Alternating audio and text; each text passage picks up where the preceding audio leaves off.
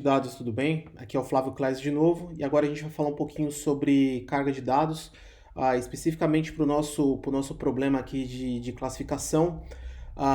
De novo, né, para quem quiser reproduzir os mesmos exemplos, só aqui no nosso no repositório no GitHub, statdados-h2o. Para quem é usuário do GitHub, faz o fork no repositório. Para quem somente quer fazer o download dos dados, só clicar aqui nesse botãozinho verde, clone o download e clicar na opção aqui download zip. Antes da gente começar para o código, não se esquece de se inscrever no canal se você não é inscrito, deixa o joinha no vídeo que é bastante importante. Aqui no canal tem muito conteúdo bom mesmo, desde visualização de dados, data science, machine learning, estatística avançada e por aí vai, muita coisa bacana. E o melhor de tudo em português e de altíssima qualidade. Então eu vou aqui pro meu RStudio, vou entrar aqui na mesma estrutura de pasta que eu tenho, então vou clicar aqui em Data Load e vou abrir aqui classificação. Deixa eu tirar aqui essa janela que eu não vou precisar mais.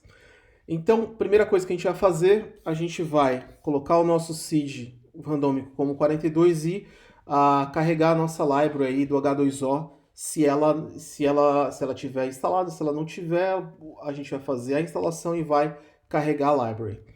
Library carregada, a gente vai fazer a inicialização do H2O, que nada mais é para a gente que é o quê? Eu vou subir o H2O na URL localhost na porta 54321, que a gente vai entrar no Flow, né, que é a interface gráfica. O número de processadores que eu vou usar aqui vão ser todos. No meu caso aqui, eu tenho disponível 12 processadores. Tá? Então, se eu quiser usar, por exemplo, 6, é só mudar aqui o threads para 6. No meu caso, vou usar ao menos um, porque eu quero usar todos os processadores. E, em termos de volume de memória, eu tenho 32 GB de memória, eu quero usar somente 20, e o nome do cluster aqui vai ser statdados. Então, ele já subiu aqui o meu cluster, aqui é o uptime o tempo que o cluster está disponível, 1 segundo, aqui é a região em que eu estou. 20 GB aí de memória disponível para o cluster e 12 cores que o engine de computação do H2O ele vai trabalhar. Então vamos dar uma conferida aqui no Flow. Como a gente faz para ir no Flow? Localhost, a porta 54321. Somente digitar isso no browser, ele já vai abrir o Flow aqui para a gente, vai estar totalmente operacional. Então, vamos rodar aqui. Então, a primeira coisa que a gente vai fazer, a gente vai entrar nessa URL aqui, que é nada mais do que uma basezinha de dados que está no GitHub público. Vamos fazer a carga primeiro, a gente visualiza e depois a gente fala sobre isso. Vamos codar primeiro e depois a gente explica. Vou colocar somente a URL dentro dessa variável.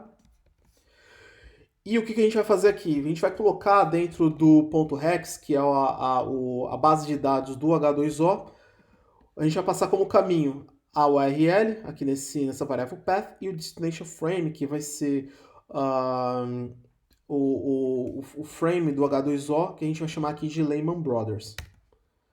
Então, fiz a carga aqui, está fazendo o download e subiu para o H2O. Então, no momento que a gente roda esse comando import file aqui nesse ponto .hex, o que ele faz? Ele, ao invés de trabalhar como se fosse um banco de dados ou um arquivo CSV, que vai estar um arquivo físico numa máquina específica, aqui ele pegou todos esses dados e distribuiu esses valores e tem um ponteiro, né, tem essa chave.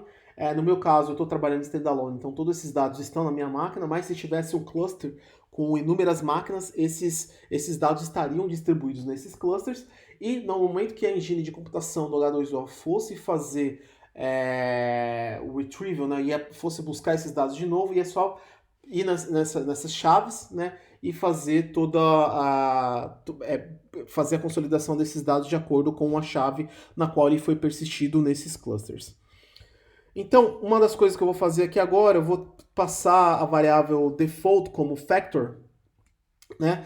Que, como a gente vai fazer um problema de classificação, então eu vou deixar essa variável como a categórica factor para que a gente consiga fazer a classificação e não ter nenhum problema com o modelo. A gente vai rodar o summary, que é a função a default do R, né, a função, não default, mas a função, uma função nativa do R.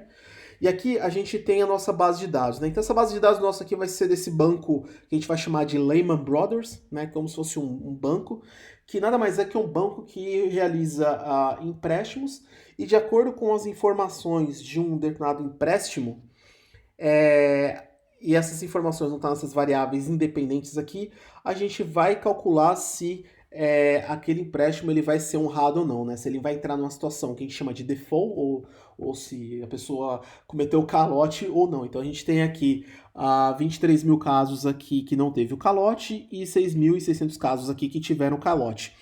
E quais são as variáveis que a gente tem aqui, né? Então a gente tem inúmeras variáveis como o ID daquela transação, o limite de saldo daquela pessoa, então a gente tem aqui a mediana, né? 139 mil dólares, por assim dizer, de mediana, a média de 167 mil em termos de limite. A variável aqui de gênero, né? Então, 1 para homens, 2 para mulheres. Nível educacional, então é uma variável categórica também. Se a pessoa é casada ou não, que é também uma variável categórica. A informação de idade, então a gente pode ver aqui que a mediana da idade são 34 anos com a média de 35, com o mínimo de 21 e máximo de 74. E esses pay, essas variáveis pay underscore 0 significa que é a quantidade do que foi pago, ou seja, imagina que todos esses empréstimos aqui, eles são 6 parcelas, né? Então, o quanto que foi pago na parcela número 0, na parcela número 2, na parcela número 3, 4 e assim até a parcela número 6.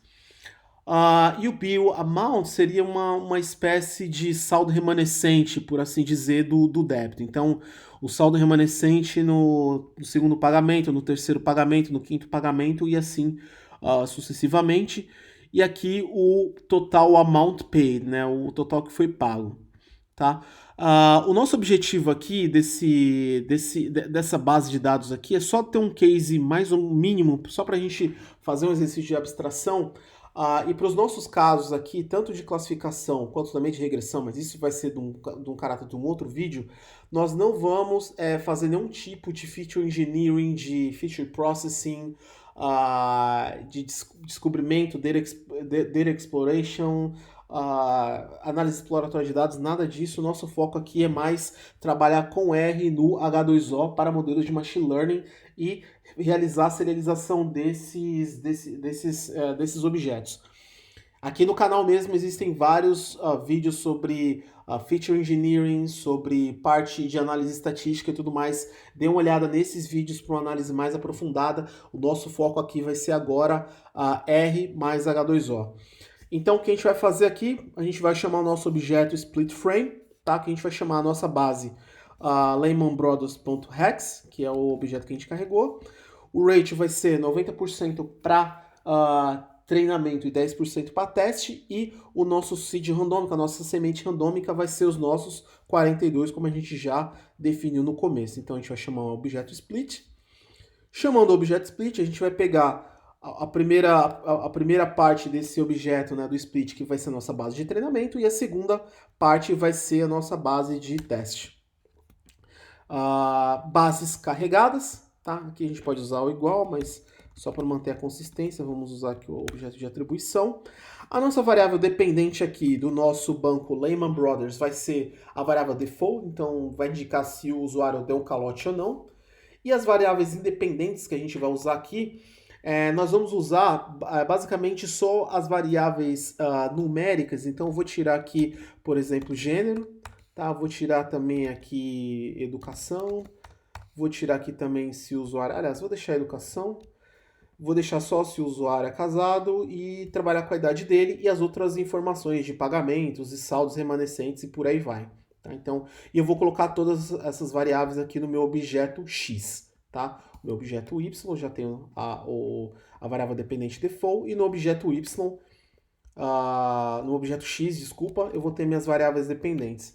Então, nesse caso do nosso banco Lehman Brothers, nós vamos trabalhar com esse conjunto de dados com a variável dependente que vai ser o default. A ideia desse vídeo aqui é dá uma ideia do case e do porquê que nós não vamos usar feature engineering, nenhum tipo de pré-processamento nem análise exploratória.